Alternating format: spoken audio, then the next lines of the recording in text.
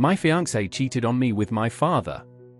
Me 27M, fiancé 26F call her L, my father 52M call him B, my mother 50F call her R. Like many who've had something like this happen, I never thought something like this would happen to me, but here we are.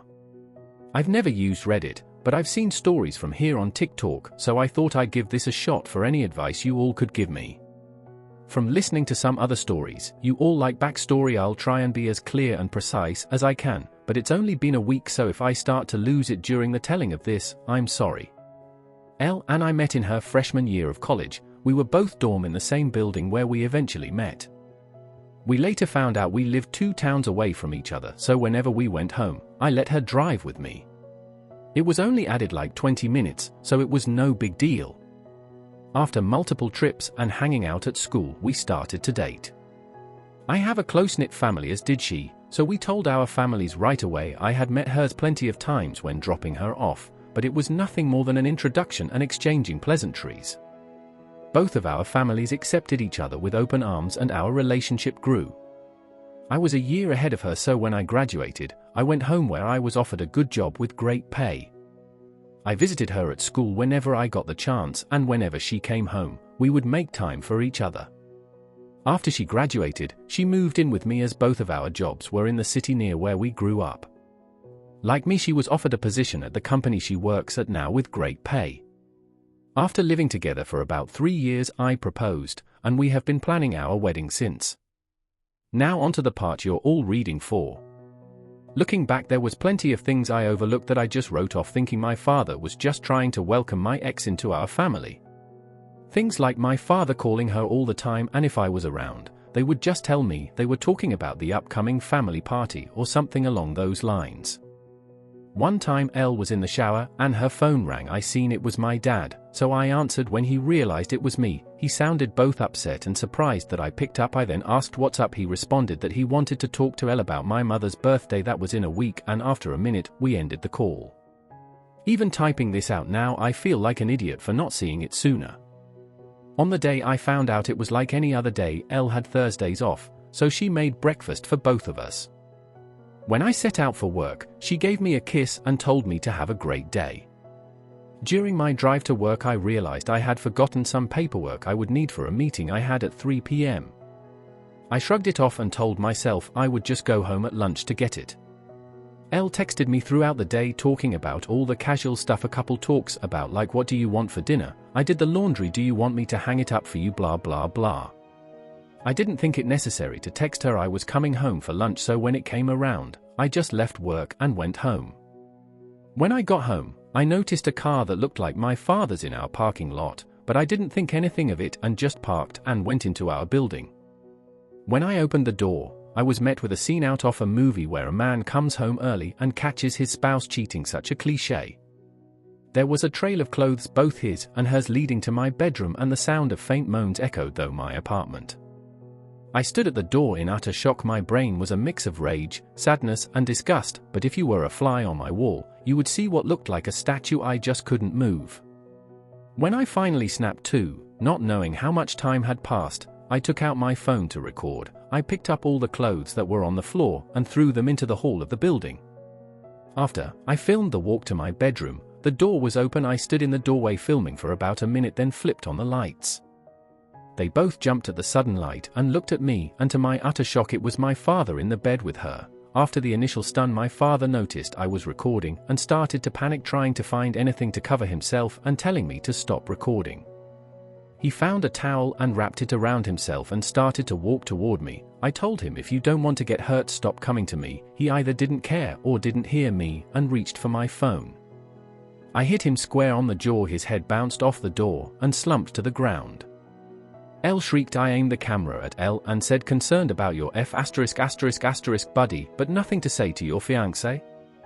My father woke up after about a minute nap, and I told them I just needed to come pick something up for work, so I'm heading back now. If either of you pieces of are here when I get back, I'll send this video to everyone you know.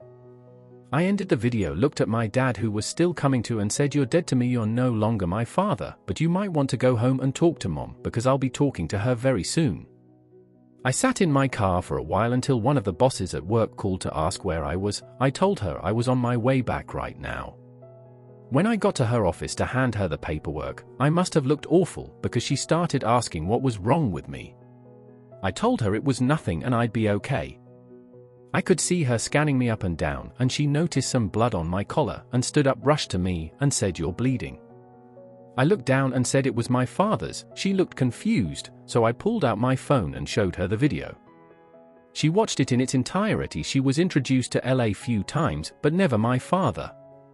She sat there silent for a moment until it finally clicked that my fiancé was cheating on me, but not only was she cheating, it was with my father. She asked if there was anything she could do, suggesting I take some time off, but I told her I can't go back there right now. That I just need a minute and I'd be fine for the meeting, and I have another shirt in my office. The meeting went over fine. I put on a smile for everyone like nothing had happened. My boss came up to me after the meeting and asked how I could do that, but I just said I don't know and went to my office. I then came home, and I was alone for the first time in a very long time. Thank you for reading. I'm sorry I carried on so much, but it was therapeutic getting everything down. I just don't know what to do. I defiantly need to get the hell out of this apartment. I just can't live here anymore, and there's no possible way I'm sleeping in that bed. I know not only do I have to go get checked out for STDs, but I think I broke something in my hand. Update 2. Wow, hello everyone. I didn't expect to come back to Reddit and have this much support. I didn't really plan to update at all. I just wanted to put what had happened out there and hopefully get some advice. After I wrote down all that happened, I closed my computer and kind of fell into a depression. After I posted, it hit me like a train. To the ones who think it's fake, I wish I was this creative. I'd write books instead of working a 9 to 5. I'll try to reply more on this post I just logged back on, and it was honestly too much to try and reply to every comment. Just know I read through most of them, and I truly appreciate everyone's inputs, both negative and positive. So, the day after I posted, I tried to get into contact with my mother, but none of my calls were connecting. I wanted to see if she would get lunch with me, and I'd tell her everything. After about a dozen tries, I decided to get into my car and go to my mother's house. She needed to know what happened as soon as possible, even if talking about was going to make it hurt all over again. During the drive, I thought about what I would say and how I would say it. That made me start to panic. I had to pull over twice to throw up. It's not every day you have to tell your mom that her husband is screwing your fiancé. I pulled into the driveway and sat in my car for a moment to calm down and gather my thoughts. I was in my car for a few minutes when my mother threw her front door open, so I stepped out of my car. She started cursing at me, saying how dare I come to her home after I hit my father for trying to break up a fight between Elle and I. She called me every name in the book and called me an abuser. She told me I needed to leave since Elle isn't ready to forgive me yet, and that if she's smart she hopefully never will. Yes, apparently my father took Elle to my family's home and told my mom that Elle and I argued, and when my father tried to spot it, I hit him. She continued on for a while until I finally snapped and said, "Really mom, because your husband is *****ing my fiancé, that's why I hit him, and if you can't take my word for it, I have a video, I'll send it to you, but because my own mother can talk to me like this, don't expect to see me again. I don't want to hear your apology when you finally figure out that you're just as shit of a mom as my piece of shit father." Her face dropped. She looked like what I must have looked like when I first walked into my apartment and caught them. I pulled out my phone and sent her the video. My mom took hers out and turned it on. She pulled up the video and watched up until the part where I turn on the light. She then put her phone down. She looked up at me, but I turned and went into my car. I backed out of her driveway. I looked at her before I took off, and she was in tears. My heart felt for her, but too much was said during that fight for me to pull back in and forgive her. When I got home, I started clearing everything out of my apartment that had to do with Elle or my family. I boxed all of Elle's things up and put them next to the front door. Legally, this has been her place of residence, so I can't technically kick her out. Her name isn't on the lease. Also, she's the type of person who shies away from conflict, and if she returns other than to pick her things up, there will be plenty of conflict. Anything that had to do with my parents I boxed up and put into storage. Like I said in my first post, we were a very close family, but I've never had a problem cutting toxic people out of my life. I texted Elle's parents and told them calling off the engagement and told them she's been cheating on me. I thanked them for everything they've done for me, Our relationship was still building, but they were kind and supportive of me, so this just added more hurt to the mix. I finished by asking if they would come pick up all of her belongings. I haven't gotten a response from them yet, but I'm hoping they come grab her things, so Elle doesn't have a reason to come back here. Update 3. Hey everyone, I'm sorry I haven't updated in a while. I wish I could say I'm doing great, but that would be a lie. Everything hits me in waves. I go from just being numb to boiling with rage. I haven't had a happy moment since I found out. Other than a few friends, I don't really have anyone IRL, especially since my family turned out to be S*******. Quite a few things happened since I posted last. It's been about a month, so this update will tell all that's been going on. After my last post, I decided to get the ball rolling on everything that needed to be done, like getting tested, finding a therapist, moving, and of course buying a new bed. I started by calling my doctor's office telling them I needed to get tested and to refer me to a therapist. I had my first appointment with a therapist 2 weeks ago, and we decided to continue once a week. I also got tested last week, but it'll be another week or so until I get the results, cross your fingers for me. I got in touch with a real estate agent friend of mine, and he sent me a ton of listings, and I decided on a refurbished cabin on the outskirts of my city. I finished moving 2 days ago. When I finished moving, I called Elle's parents. When they picked up, I told them I moved out and Elle has still yet to pick up her things, and that the landlord will start showing the apartment in a few days, so someone better pick her things up before the landlord throws it out. That must have lit a fire under them, because the next day, my former landlord texted me thanking me for getting the apartment emptied out. No one knows where I live now other than the friend who set me up with this place, so I know Elle or my parents won't be dropping by. The only thing that sucks about this place is I traded a 10-minute walk to work to a 45-minute drive.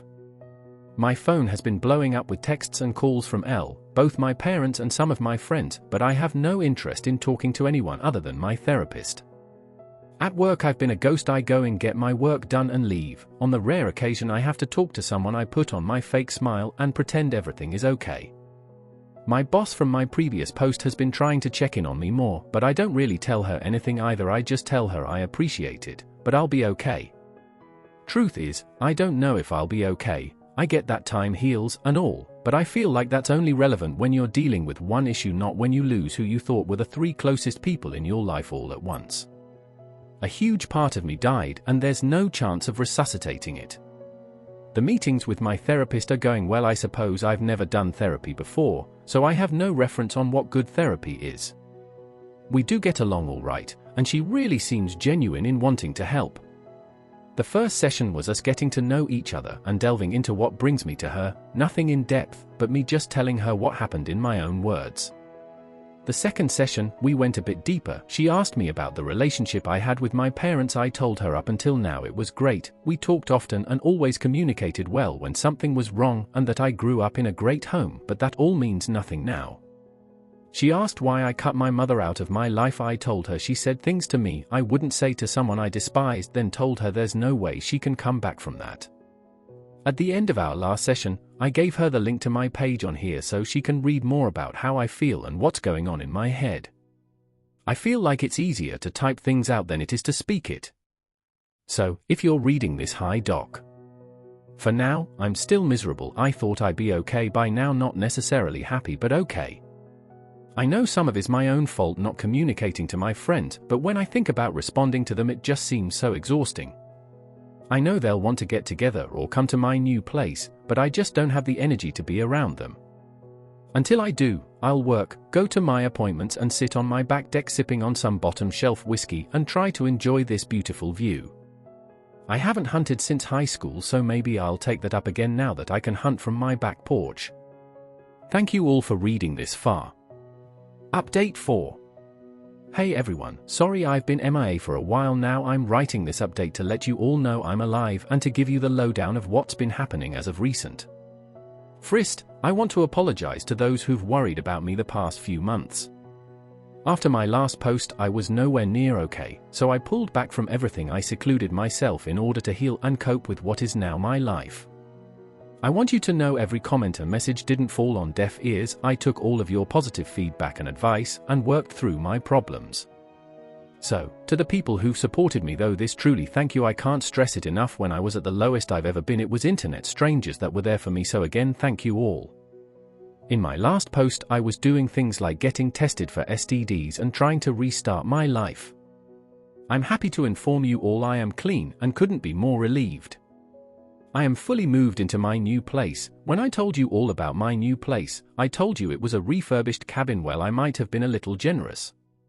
It was refurbished almost 25 to 30 years ago, so it was a bit dated. Well, with all my newfound free time, I decided to actually refurbish it, and all that's left to do is paint the guest room I turned into an office.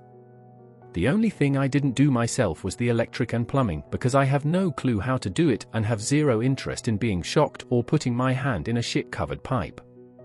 Doing all the work has been incredibly stress-releasing and has helped me clear my head.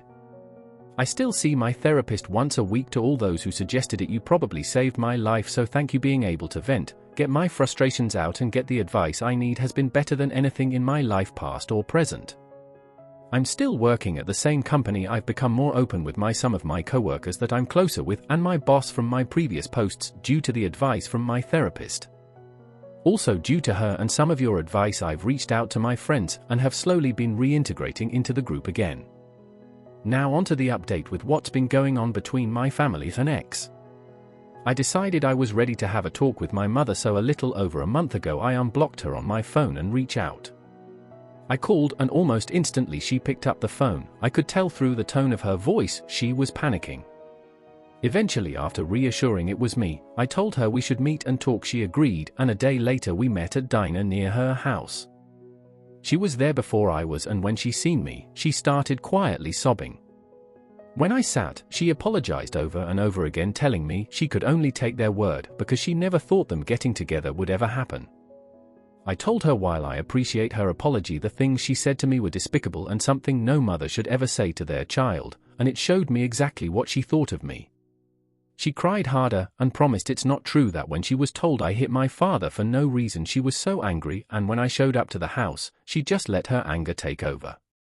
Not wanting to go back and forth with her, I decided to move on. I said, speaking of that POS, what have you decided to do with him? She told me they've been separated. She just kicked him out since the day after I sent her the video, and she immediately found a lawyer. Then we moved on to my ex. She said that when I pulled away, she went back into the house and threw them both out. She was too disgusted to look at them. We talked for about an hour in total, and before I left, I told her I was in a dark point of my life, and because of the things she said to me, I didn't have my mother when I needed her, and because of that I don't know if I could have her in my life. I then told her I'm willing to work on my relationship with her, but it will be at my pace. She stopped me before I could leave and told me she has to tell me something important. I sat back down, and she said Elle is pregnant. Elle apparently showed up to the house and told my mom. She said she didn't know if it's mine or my father's. Elle asked if I had been in touch so she can let me know. Obviously, she hasn't, so my mom just sent her on her way. Well, that's about it for the update. I have a lot on my mind, not sure what to do or feel.